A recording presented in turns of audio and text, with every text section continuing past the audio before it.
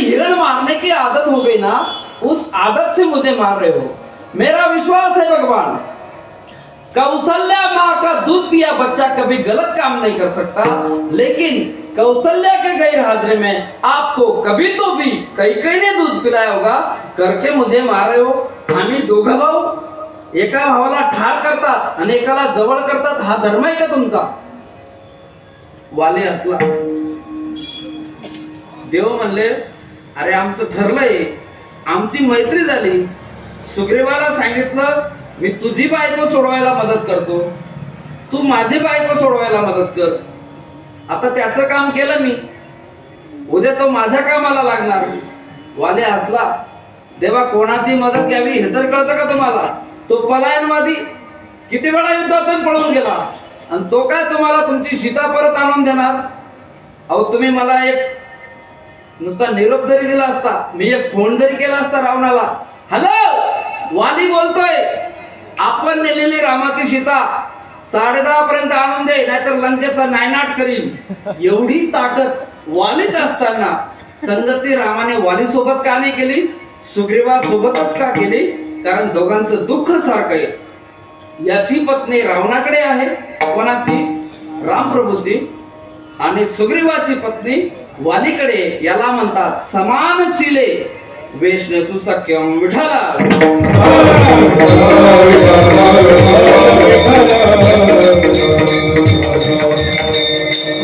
संगत करना पड़ो की बढ़त बढ़त बढ़ जाए, गजे के माथा अजा बैठे मन माने सो फल पाय। संगती मोठ्यांची करावी। एका हत्तीनीची संगती शेळीने केली, आणि त्या दोघेही कलेक्टर पट्ट्यामध्ये फिरायला गेल्यात। कल्पना करा, उजवीकडून चालायची शेळी आणि हत्तीने डोलत चालायची। हत्तीने शेळीला म्हणाली, कागताई पायी चालतेस? शेळी म्हणाली, काय करू, बैस पाठीवर, मला कसं येता येईल, मी आहे ना। मग हत्तीने काय केलं, सोंडीने शेळी उचलली आणि हत्तीनीच्या पाठीवर बसवली। बघा, एरवी 10 फूट उंचीच्या झाडाचा पाला खाणारी शेळी आता इतकी उंच झाली, 15 फूट उंचीच्या झाडाचा शेंडा कातरून खात होती। याला म्हणतात संगत करना पड़ो की बढ़त बढ़त बढ़ जाए, गजे के माथा अजा बैठे मन माने तो फल खाय। तृणात समजायते क्षीरम, क्षीरात समजायते विषम।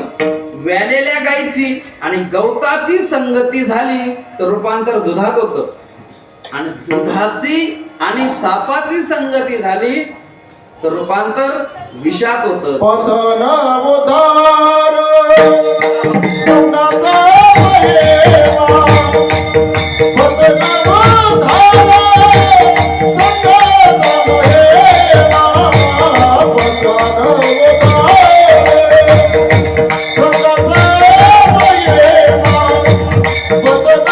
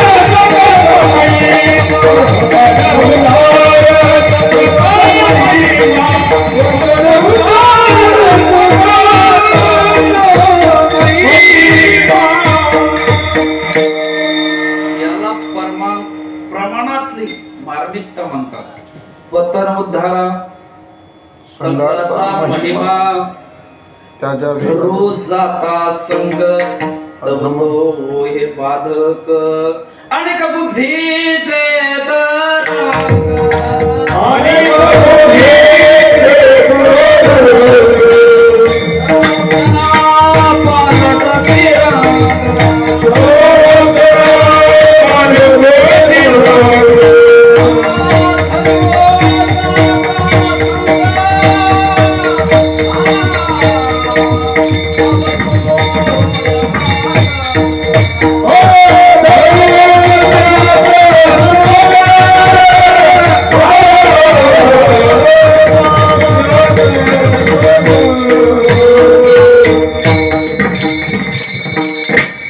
अनेक बुद्धीचे तरंग क्षणोक्षणा पालटती रंग धरू जाता संग तव तो होय बाधक. तुम्ही पहा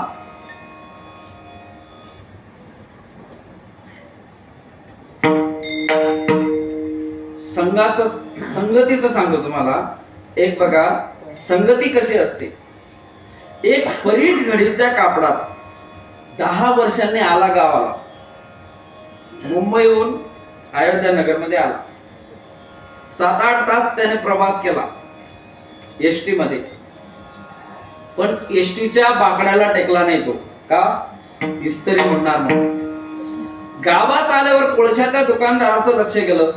बापरे 10 वर्षांनी आला मित्र. कोळशावाला दुकानात खाली उतरला, कडकडून मिठी मारली आणि तोंडावरून हात फिरवला. त्याला असा राग आला. अरे मी 7-8 तास प्रवास केला मुंबई ते अयोध्या नगर, एसटीच्या बाकड्याला सुद्धा टेकलो नाही. कशासाठी? इस्त्री मुडल म्हणून. आणि तू डायरेक्ट काळ केलं. पुढे गेला तो. पुढे चालत गेला आणि पुढे अत्तरचा दुकानदार अत्तर विकत होता. त्या अत्तरवाल्याने याला बघितलं. याने 10 वर्षापूर्वी लग्नात वापरलं होतं याने अत्तर. अजून याने बिल दिलेलं नाही. राग आला अत्तरवाल्याला.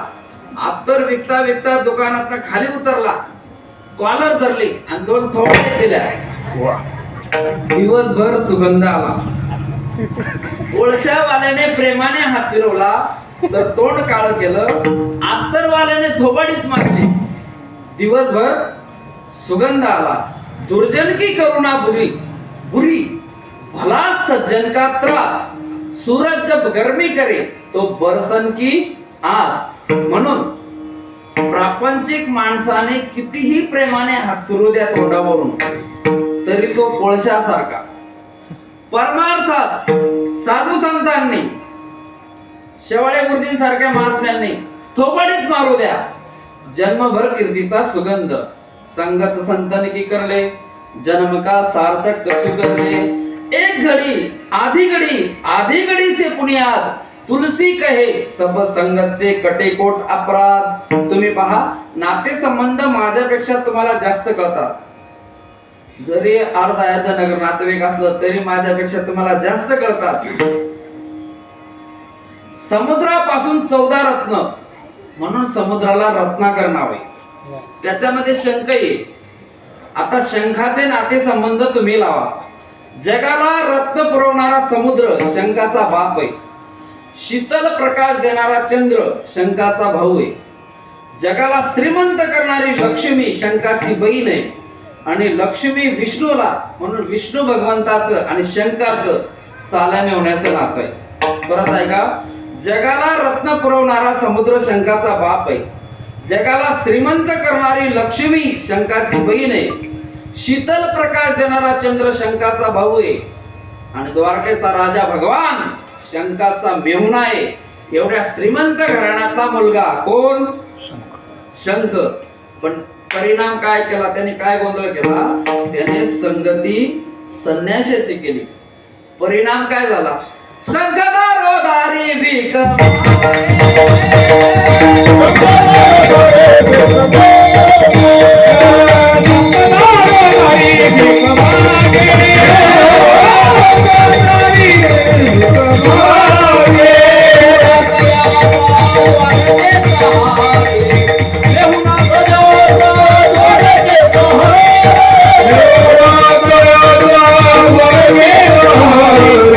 Yeah.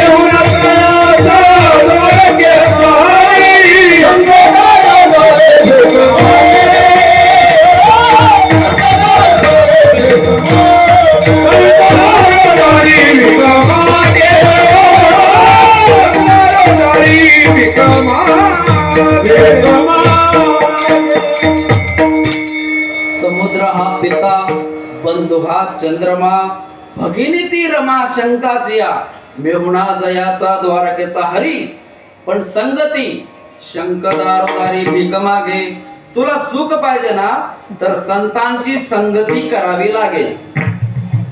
या पहिल्या चरणामध्ये काय शब्द आहे संत संगतीचे काय सांगू सुख हा काय जो शब्द आहे ना हा अनिर्वाच्य वाचक शब्द आहे.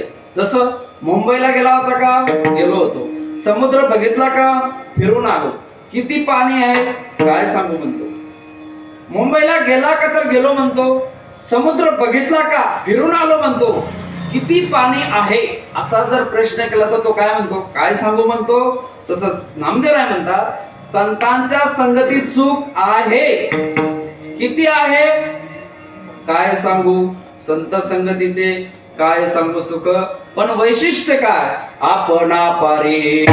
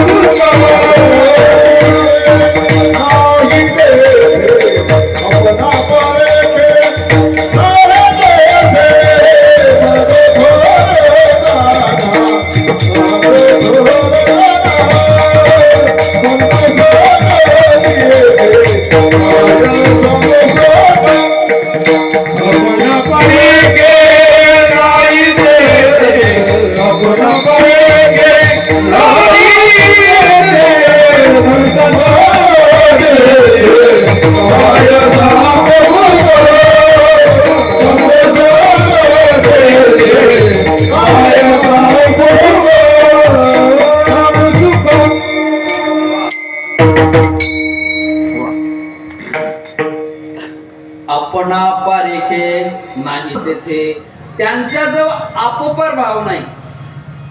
आई जवळ दोन मुलात भेद आहे, तिचं आणि शेजारण्याचं खेळू द्या अंगणात.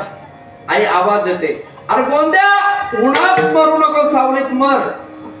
गोंद्या म्हणतो आई बाळूला मरू दे कारण बाळू शेजारणीचा आपुल्याचा कळवळा आणि का बाळावरी आईजवळ भेदभाव आहे. देवाजवळ सुद्धा भेदभाव आहे. देव काय करतो दुर्जनाला डायरेक्ट ठार मारतो आणि भक्ताचं रक्षण करतो.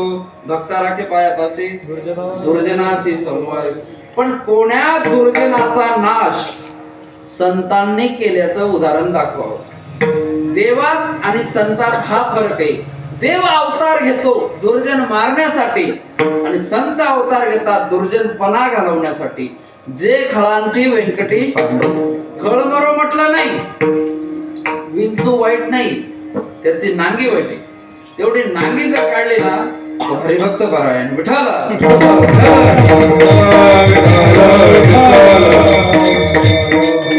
समर्थ रामदास स्वामी भिक्षेला सर्वांना दृष्टांत माहिती. भिक्षा देई राग आला त्या माऊलीला. सेना मातीचं भरलेलं पोतेर स्वामीजींना मारून फेकलं.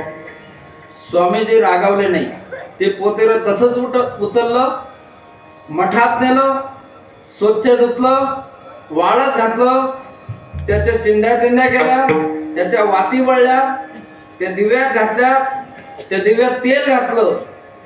तेल घालून रामचंद्राच्या मंदिरापुढे ते दिवे लावलेत.